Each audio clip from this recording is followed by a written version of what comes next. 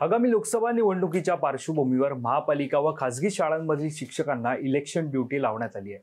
जवळपास 3 महिने शिक्षकांना इलेक्शन ड्युटी लावण्यात आली आहे। त्यामुळे वार्षिक परीक्षांच्या तोंडावर शाळेत शिक्षक नसल्याने मुंबईतील शारदाश्रम शाळेच्या विद्यार्थ्यांच्या पालकांनी आज महाराष्ट्र नवनिर्माण सेना अध्यक्ष राज ठाकरे यांची भेट घेतली। तर पालकांसोबत राज ठाकरेंची काय चर्चा झाली आणि निवडणूक आयोगाच्या निर्णयाबाबत पालकांची मतं काय हे आपण या व्हिडिओच्या माध्यमातून जाणून घेऊयात। नमस्कार, मी वैभव पाटील, माय महानगरमध्ये आपलं स्वागत। तुम्ही शिक्षक पाठवताय, पण आमच्या मुलांचं नुकसान याच्यात खूप होतंय। राज्य सरकारचा आंधळा कारभार आहे। तर आमच्या मुलांनी शिकायचं कसं, त्यांना शिकवणार कोण? आणि आमची तळतळ आणि कळकळ घेऊन आम्ही राजसाहेबांकडे आलो की आम्हाला आमच्या शाळेचे शिक्षक उन्नत हवेत। ही चर्चा मला काय झाली माहिती नाही, पण ते बोलले प्रयत्न करू आम्ही, पण आम्हाला प्रयत्न नकोय, आम्हाला ते व्हायलाच हवंय। आम्हाला पर्यायी शिक्षक नको, आम्हाला आमचे जे शिकवणारे शिक्षक आहेत तेच आम्हाला आमच्या वर्गावर हवे आहेत। थोडा विचार करावा, आमच्या मुलांचा विचार करावा आणि योग्य तो आम्हाला एक निर्णय द्यावा, आम्हाला न्याय द्यावा। तर काय सांगाल, राज ठाकरेंची तुम्ही भेट घेतलेली आहे। एकंदरीत आपण पाहतोय की जे शालेय शिक्षक आहेत त्यांना इलेक्शन ड्युटी लावण्यात आली आहे। काय सांगाल सर, हा फक्त एक शारदाश्रम शाळेचा विषय नाही आहे। इतरही शाळा जे म्हणजे अनुदानित शाळा आहेत किंवा महानगरपालिकेच्या शाळा आहेत त्यांच्या शिक्षणावरती जे काय दबाव येतो आहे तो शासनाच्या संदर्भामध्ये त्यांच्यासमोर कुठला ऑप्शन ठेवलं नाही आहे। फक्त एकच ऑप्शन ठेवलं आहे, तुम्ही हजर व्हा नाहीतर केलेल्या कारवाईला सामोरे जा।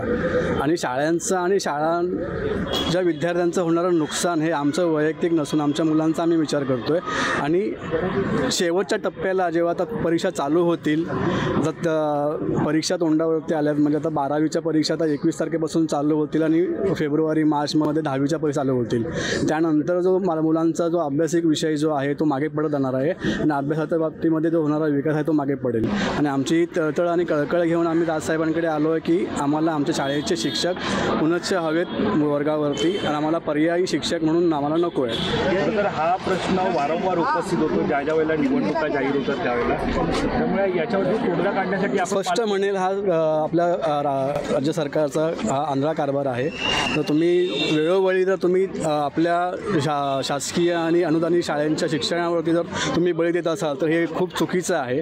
त्या माध्यमातून पर्यायी व्यवस्था म्हणून तुम्ही जर इतर ठिकाणी जर कॉन्ट्रॅक्ट बेसिकवरती जर तुम्ही माणसं रुजू करत असाल तर तुमच्यापाशी हा एक पर्याय आहे। त्यांना तुम्ही उच्च शिक्षण द्या आणि त्यांना त्या कामासाठी रुजू करा। हे माझं एक वैयक्तिक मत आहे किंवा सर्व पालकांचं हे वैयक्तिक मत असेल। आणि हा फक्त हा शाळेचा प्रश्न नाही आहे, आपल्या महाराष्ट्रातील मराठी शाळा जेवढ्या आहेत, अनुदानित शाळा आहेत किंवा महानगरपालिका शाळा आहेत, या सगळ्या शाळांचा हा विषय आहे। आता मागच्या महिन्यामध्ये आपल्या केसरकर साहेबांनी, राजसाहेबांनी हा जो विषय याच्यावरती अग्रगण्य घेतला की आपल्या महाराष्ट्रातील मराठी शाळा वाचल्या पाहिजेत, पण मराठी शाळा आणि या मराठी शाळेच्या 4 भिंती वाचून मतलब नाही आहे। तर त्या शाळेचे शिक्षक हे देखील तितकेच महत्त्वाचे आहेत आणि ते देखील त्यांना हा न्याय मिळवून द्यावा की त्यांच्यावरती वेळोवेळी हा जो राज्यकारभाराने जो इलेक्शनच्या ह्याच्याबद्दल मानलेला थाट आहे त्यांचा बळी न पडावा। की आमची मुलं शारदाश्रम शाळेमध्ये शिकतात आणि हा फक्त आमच्या शाळेचा प्रॉब्लेम नाही आहे, इतरही शाळांचा प्रॉब्लेम आहे। तर आम्ही सगळे जे 1ली ते 4थीचे पालक शारदाश्रमचे इथे आलेलो आहोत राजसाहेबांना भेटायला। तर आमच्या निवडणुकीच्या कामासाठी आमच्या शिक्षकांना म्हणजे 12 शिक्षकांपैकी 9 शिक्षकांना त्यांनी त्या निवडणुकीच्या कामासाठी पाठवलेलं आहे। आणि आज आमचे मुलं शाळेत आहेत पण त्यांना शिकवायला शिक्षक नाही आहे। तर आमच्या मुलांनी शिकायचं कसं? आता परीक्षा आहेत तर आमच्या मुलांनी शिकायचं कसं, त्यांना शिकवणार कोण? हा आमचा प्रश्न होता। आणि आम्हाला असं वाटतंय की आमचे शिक्षक परत आम्हाला आमच्या वर्गावर हवे आहेत। आम्हाला पर्यायी शिक्षक नको, आम्हाला आमचे जे शिकवणारे शिक्षक आहेत तेच आम्हाला आमच्या वर्गावर हवे आहेत। त्याच्यासाठी आम्ही माननीय राजसाहेबांना विनंती करायला आलेलो आहोत की आता आमच्या पालकांच्या बाजूने तुम्ही निर्णय द्या। ॲक्च्युली आताही माझ्या डोळ्यात पाणी येत आहे की आमच्या सगळ्या मुलांच्या भविष्याचं काय? 1ली, 2री, 3री हा आमचा पाया आहे आणि तोच पाया असं झाला तर कसं होईल? आज मुलं वर्गात शिकतायत नाही का, काय करतायत आम्हाला काही माहिती नाही आहे। तर बस आमच्या पालकांचा थोडा विचार करावा, आमच्या मुलांचा विचार करावा आणि योग्य तो आम्हाला एक निर्णय द्यावा, आम्हाला न्याय द्यावा की आमचे शिक्षक आम्हाला पुन्हा वर्गावर हवेत। बस मला FIR बद्दल माहिती नाही आहे। ॲक्च्युली ऐकलं आहे मी की झालेली आहे, पण आमच्या शाळेत झाली की नाही हे मला माहिती नाही आहे। पण ते करणं चुकीचं आहे, कारण माझं पर्सनल असं मत आहे किंवा इतरांचंही असेल शिक्षक हा शिकवण्यासाठीच असतो, त्याची जागा आम्ही किंवा इतर कोणी घेऊ शकत नाही. आता मुलांचा अभ्यास आम्ही घरी घेऊ, पण त्या क्वालिटीचं किंवा तिथपर्यंत आम्ही शिकवू शकत नाही मुलांना. त्याच्यासाठी शिक्षकच हवा. आणि निवडणुकीची कामं वगैरे मान्य आहे आम्हाला, मग त्याच्यासाठी तुम्ही पर्यायी व्यवस्था करा आणि आमचे शिक्षक आमच्या शाळेवर आम्हाला परत द्या.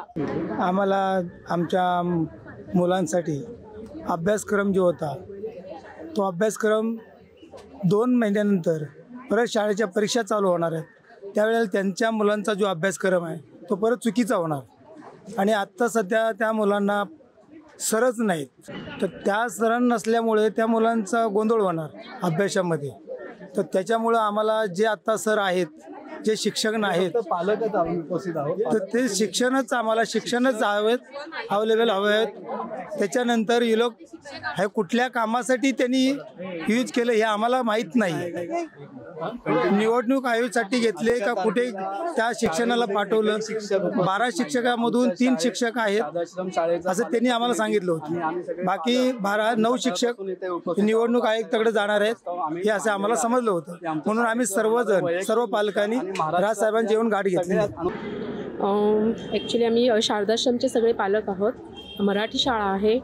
आमची मुलं 6 ते 12 वर्षांच्या वयोगटातील आहेत, लहान मुलं आहेत.